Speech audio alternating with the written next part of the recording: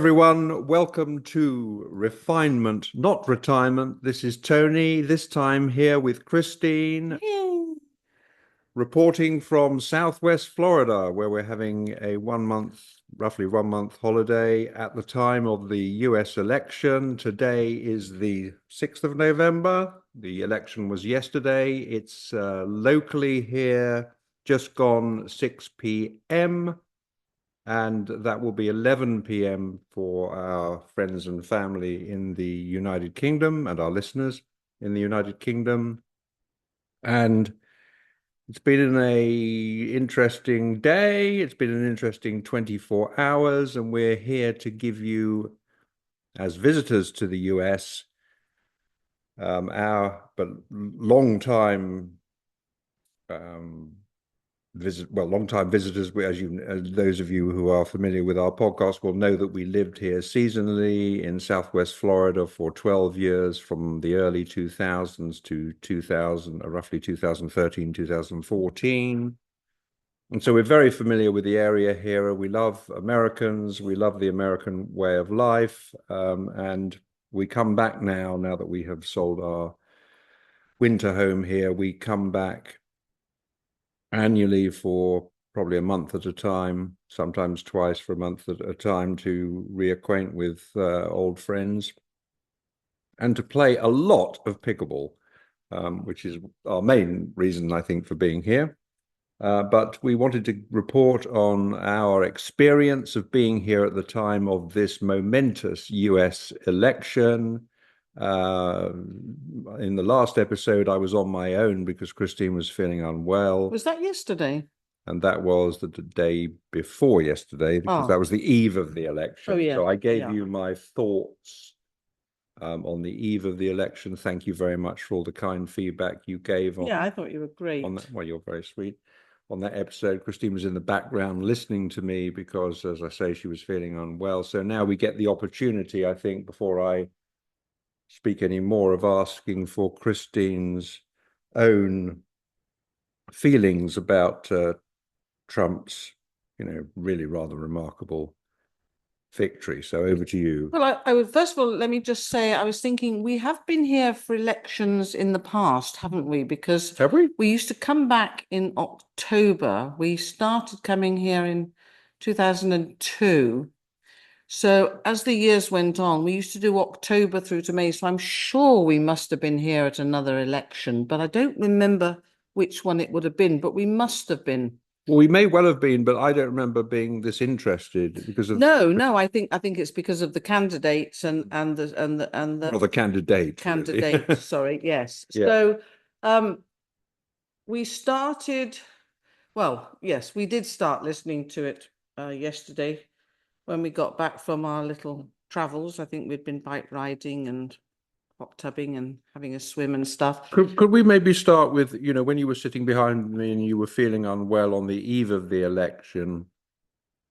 I think you sort of kind of supported the things that I was saying, didn't you? You were sort of supportive about those sort of things. But how were you feeling at that time? Did you feel? I felt quietly uh, uh, quietly sort of positive that Kamala was going to get in. I didn't want to say too much, and I kept thinking she's got to, that they've got to see that this woman is the right person for the job. And I kept, between those two candidates. Yes. I really don't, because we don't live here, I don't really concentrate too much on policies and what each of them bring to the table, really. Just more based on sort of personalities, I guess, and just hearing what they've had to say over the few years.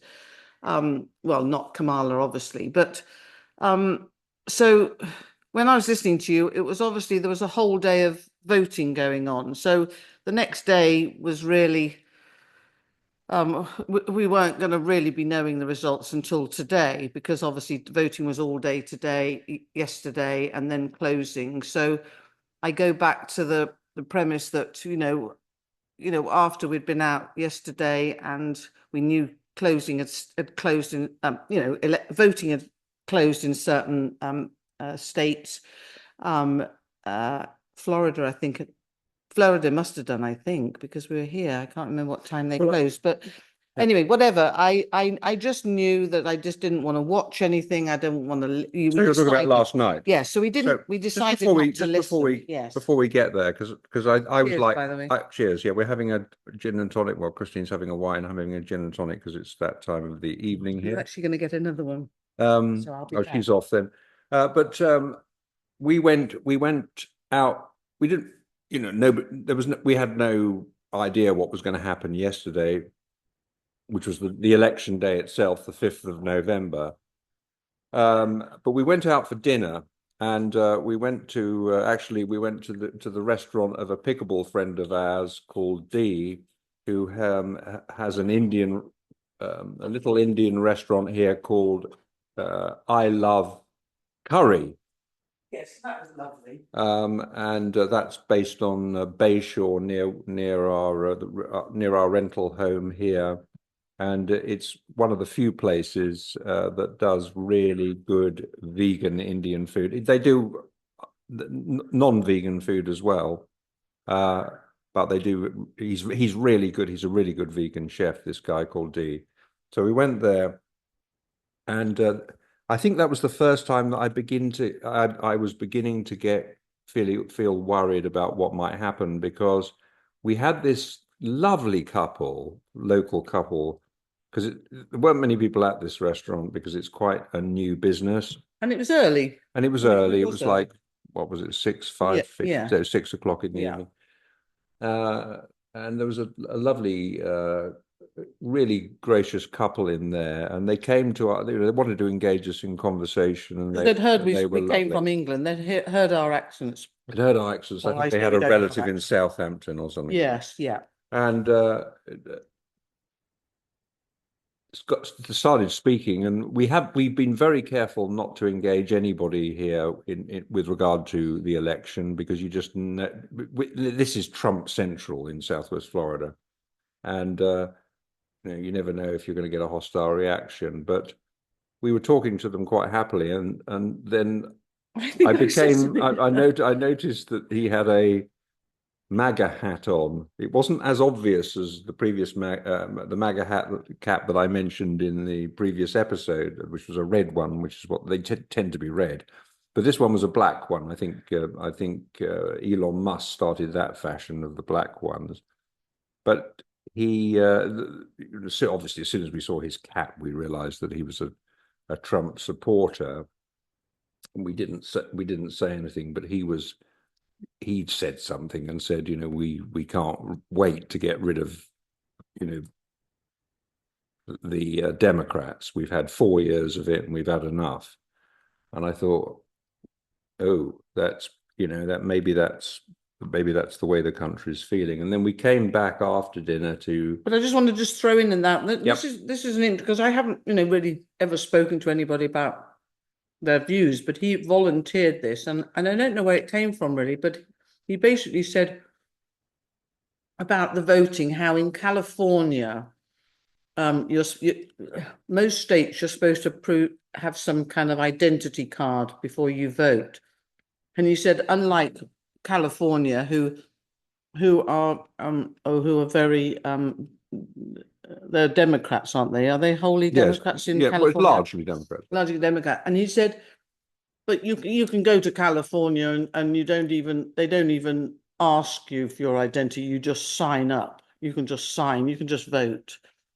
And I thought, this was a sort of he said it in a very pleasant way, but it was a very firm way, and that was his belief. He believes that it's.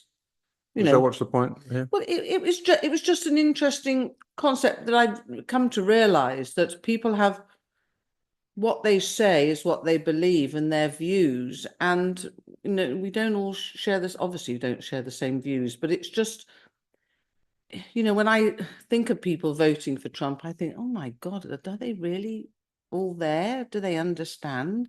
But in their minds, they think they do. Anyway, so back to that's all. It was just a funny, Well, anyway, feeling I my had. point of recounting this story is just because this was the first time I sort of began to think, ooh, maybe this idea of just wanting to get a new broom in place is going to be is going to prevail. And then we came back and we started watching the beginning of the election coverage on TV after dinner. And it was obviously early in the evening. Nobody knew what the heck was going to happen. But when we got to we were time for sort of bedtime. You went off Well, to we bed. stopped watching, if you remember, and I started watching something else. Well, you went off to bed anyway. Yeah, I couldn't bear it. But I continued watching until about 11 o'clock. But it was by 11 p.m. here, local time, it was quite clear to me that all was lost for the Democrats. I mean, it was Trump all over the place. And I felt I went to bed feeling quite depressed. And I woke up at about, before 5 a.m., anxious to see whether there'd been any change. And of course, as soon as I went online, it was extremely depressing, to say the least. And I've been, I've been in a state of, trauma, really. I've been in a state of I've been in a state of trauma words, to be honest, the entire day. We went to pickleball this morning. I had no enthusiasm for the game this morning, but it was interesting to be a fly on the wall just to see what people were saying, and people were saying not very much. But as usual at pickleball, people weren't really declaring their political views, and that's, I think, quite the way it should be. I dread the day that politics gets involved with pickleball, and it didn't. But I started to hear things. I think there were some people from Canada who were sounding, yes, I heard, who were sounding worried.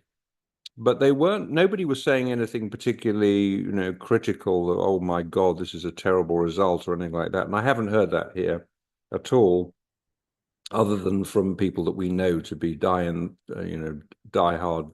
Democrats.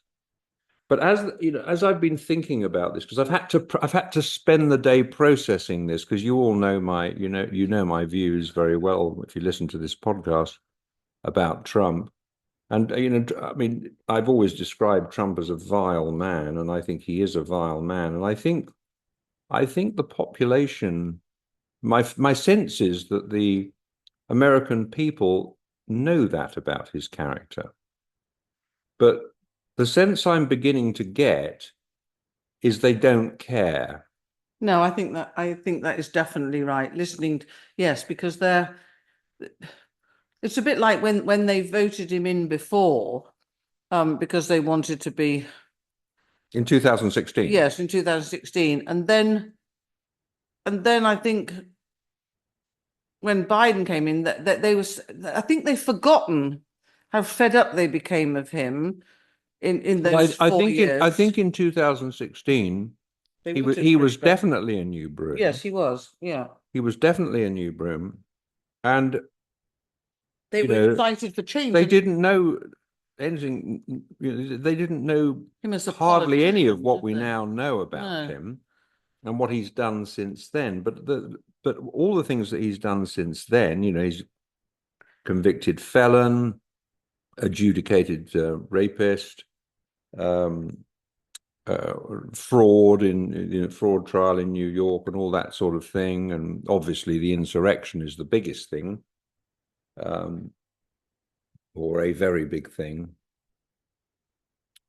I think they know all that about him, and they price that in, but they still don't care. And whatever you might say about, they don't believe what he says. Then, do you think? No, I don't know. I think they don't care about these flaws in his character. I don't think they care. But they do think that he's a strong leader who can bring change about. Right. And I think, as I processed this during the day, I think they they wanted somebody who was anti-establishment, who was willing to kick over the carts, the bureaucratic carts, and just take Being a completely outrageous. fresh approach to everything. And Is it a fresh approach? I wouldn't call it a fresh approach. I would call it a it's a fresh approach compared disgusting to approach. it's a fresh approach compared to the norm. Well, It's yes. an abnormal approach. And I think they want an abnormal approach to government. And I think that this is a trend, I think, that we're seeing in other countries as well, the sort of, this populist leader who rises up with, sort of really saying the things that some people are thinking, But it's the when I was listening to The View this morning, because I didn't really want to listen to anything, to be honest. I felt so low, but I was listening to The View, which is whether I think we've got something similar in the UK, but this is a woman based Whoopi Goldberg's the with main Whoopi Goldberg, person. yes. And they had on a local I can't remember his name now, but this is on ABC. And he's an analyst stroke. He was doing the polls and all the whatever you call them, analytic Well, he was guy. covering, wasn't it, Covering it, for yes. FBC, I think. And they were asking him, and he was saying, when they say it's close, it's close. He said it was close, but it was close and it was a bit contradictory, in an outreaching way, because he said they start to forget, over the last 2 years, there was about the abortion, and they were saying that in a lot of the states, the Roe v. Wade, which was overturned, was 2 years ago. So if you're in that state, in the state which bans it, people are still fighting that and having problems. Whereas in the states where they haven't got that, he said that they're very easily forget about it. And the majority, they were looking at the different voters, the sort of the black men and women, the Latinos, the white men, the white women. And the highest majority, I think he said, of voters were white women. And he said, and Whoopi Goldberg asked him, what do you take from that? And he said, I think they get settled in their own view, and however outrageous he's talking and what he's doing, they just sort of want to just almost be the opposite to what they've got. And then the other biggest reason that they were interviewing people and saying why was the economy. Everybody said the economy, even young people, which I'm very surprised at with young people, because young people are very lefty in the UK, aren't they? Yeah. So I was very surprised. I thought they'd get Kamala would get the young people's vote, the electoral vote, is it called? Electoral College. Electoral college. But that went all Trump's way. And as far as we are concerned, or I think we know, that the economy is doing very, very well in the US, isn't it? Under Biden, it's doing extremely Yes, but well. people don't feel it's doing well. But why don't they feel it's not doing well? Because they're in their own lives, their own situation, they are not able to, they're finding it difficult to pay bills, their grocery bills, food shopping and so on has gone up and up and up and up. So how do they think Trump's going to help them on that? Because Trump is only for the That's rich. a different issue. But I think what we're dealing with here is a new broom effect. People are going, we want change. We're fed up with the Biden approach. The Democrats have failed. We don't feel good about our financial situation. Give this guy, this leader, Trump, a go. And one thing, that I heard today, I heard an interview on Times Radio with a former American ambassador to Ukraine. Oh, yeah. He was being asked about the Ukraine situation, he was being tested out on, because most people think that it's going to be a disaster for Ukraine, which I think it will be a disaster for Ukraine. Yes, me too. And he gave a completely different perspective, this guy. He said, well, actually, Trump will not be a pushover to Putin. And he will, because Trump values his image as a strong man, which he clearly does. Yep. And he harked back to the days of, when who's that guy, the head of Syria? I can't think of the guy's name. Of Syria, you mean? Of Syria, yeah. So the guy with Oh, the yeah. English wife, and Yes, yes, yeah, yes. I forget his name, but he Trump launched a whole, Trump gave them certain threshold. They mustn't use chemical weapons. They mustn't use chemical. Do not use chemical weapons to the Syrians. Right. Against the people, because they were using chemical weapons against their own own population. And he said, you're not, that you're not to do that. And of course, the Syrians were being supported by Russia and Putin. And he said, Trump wasn't having none of it and launched a whole series of Tomahawk missiles, which absolutely destroyed the Syrian Air Force. Oh. And he said, this is an example of what Trump is prepared to do if pushed. Whereas he said he contrasted that with Biden. Okay. And he contrasted that with Biden in alliance with the German government, saying that they were weak and pathetic and hadn't stood up to Putin, whereas Trump did. And that, you know how Trump talks about, I will get, there'll be no wars under me because I'm such a strong leader, no one will dare. And I think, and I'm not making any comment on whether that's right or wrong. All I'm saying is that to my mind, kind of explains what American people might have come to decide. They might have come to decide that Trump, for all his undoubted character flaws and criminality, is a strong leader. And, you think of him when he was indicted and he had that picture of himself taken. You remember that mugshot picture of himself? Oh, yes, I saw. And I mean, it's a really defiant picture, isn't it? And I think that people have bought into that brand of that he has successfully portrayed, that he is a tough guy. He's a tyrant. That he will, but from their point of view, they just see him as a real tough guy and a champion. Yes. For America. And he is the kind of guy, as they would see it, who really will make America great again. Just despite all his fraud. Yes, despite forget all that. In fact, in a way, I think a lot of them sort of secretly admire that. Do you remember when we used to watch Dallas in the 70s? Oh, yes, yes. And J.R. Ewing, yes, who was always, sleeping around and absolutely shafting people. Yes, yeah. But he was still the hero of the show, because I think he was the hero of the show because people sort of identified that they would like to be like that, if they could in another life, sort of thing. They can't be, of course, in their lives because it would be very destructive. But, it's just this sort of anti-hero kind of attraction.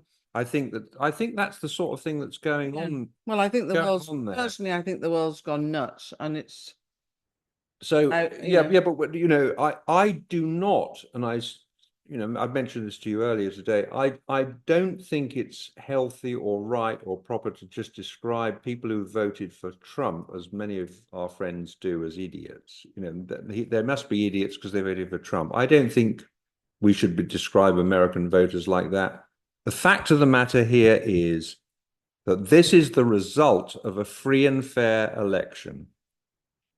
The American people have spoken, and we need to, whatever we think about it personally, whatever we think about Trump, we have to respect the democratic process and the result that it has led to. Well, and I if think we don't do that, we're lost. Well, exactly. But I think listening to some of the YouTube videos going on today, the sort of Democratic supporters were saying that, they've got to start now. They've actually got to now start on a positive way of starting to, take action based on, the criminal evictions that he's been done for, and start using their power with what they've got left of the. Oh, you asked me about the implications of the legal case. Yes. He's about to be sentenced by one of the judges on the felons that he's been found guilty, felonies that he's been found guilty of. Owing 350. No. That's not a criminal. That's a civil matter. The felonies, he's going to be sentenced, I think, in a few weeks' time. What's likely to happen? I think what's likely to happen there is that the judge he may give a prison sentence. I think it's unlikely, but he may give a prison sentence, but it will be stayed until Trump leaves office. So for 4 years, if he is indeed has to report to prison, he won't have to report to prison until after he's no longer the president. But of course, he will also appeal everything. And of course, we all know that he has his friends stacked on the Supreme Court, which is always the last port of call. I think he can make all of these legal problems go away. I don't, whether they are. I know that there's this distinction between federal and state and between criminal and civil, but I suspect that one way or another, he will be able to make all these legal problems go away. But isn't it? Because on the one hand, he can tell the Justice Department to stop prosecuting him, and they'll have to stop doing himself. that. He can fire Jack Smith, and on the other hand, he's got the Supreme Court in the background that which is always the ultimate appeal court, and they are, the majority are definitely with him. So, he's lined everything. He's got all his ducks in a row. He's lined everything up perfectly. He's now got a mandate of the people. It's very difficult to see. Oh, even more than that, he's been granted de facto immunity. I would say absolute immunity. I know there are some ifs and buts, but in effect, it's absolute immunity from criminal prosecution by the Supreme Court, by his Supreme Court. So he's really a king. What the American people have done here through their free and fair vote is that they've really gone back to having for the time being anyway, having another monarchy in place, as far as I can see. Anyway, we're getting very close to the end of our time. So it's more than monarchy. I mean, monarchy is royalty. A king. Well, I don't think it's a king. It's a hierarchy so actually, high. He's higher than a king, because even when King George, as we know from the musical Hamilton, even when his power was always tempered by the UK Parliament. There is no such thing here, really. There's no temperance here. I mean, he really is free to do what he wants. So that's that. But anyway, we've come to the end of our time. Final word to you. Well, what's my final word? To be honest, I am talking, but I am lost for words. I'm flabbergasted, and I wonder what the next 4 years will bring. I think, looking at the way one of the big things is climate. I mean, the climate change is terrible. That's the end of that. The world has a climate emergency, no doubt about it. He doesn't believe in that. He thinks it's a hoax. And we are really running out of time on that. I think it's going to set that back. I really worry about Ukraine, because NATO. I think he's likely to sell them out. I worry about NATO. Terrible. Very much so. I worry about the Palestinian people, because he's going to throw himself all in behind Israel's government. And I worry about his political opponents and the media that he is going to go after. Trump's going to go after. So I worry about that. Yeah. So the question is, what have you Americans actually done? What have you done? We're British, but what have you actually done by voting for Trump as your next president again? All will be seen, I guess, in the coming Well, the answer to years. that question is they've exercised their democratic Of right. course they have, And but it's, but you know, do they really realize what they've done? Well- I'm not so sure. The only time will tell, to be honest. Yep, it's true. So Anyway, that's our musings at cocktail hour here and how we think and about this election result. And we'd love to hear what you think. Please post in the comments and let us know what you think. We're continuing to try and process what's going on here, and we're also trying to live amongst the population here who are very, very Trumpy. Okay, that's all from us. Bye for now. We'll see you next time. Bye.